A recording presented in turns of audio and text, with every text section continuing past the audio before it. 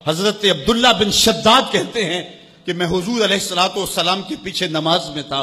सजदा इतना तवील हो गया कि हमें लगा कि अमर इलाही आ गया है, अल्लाह का हुक्म आ गया है और हुक्म इलाही की वजह से हुजूर का विसाल हो गया है।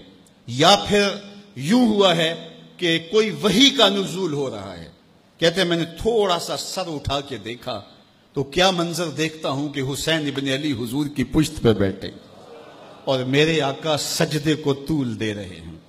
खैर सलाम फिरा तो मैंने तो ये मंजर देख लिया था। बाकी लोग उन्होंने हुजूर की खिदमत में अर्ज की, हमारे माँ बाप आप पे कुर्बान हों हुजूर, हमें यह लगा कि जैसे आप पर अमर इलाही आ गया है या फिर आप पर वही का नुज़ूल हो रहा है।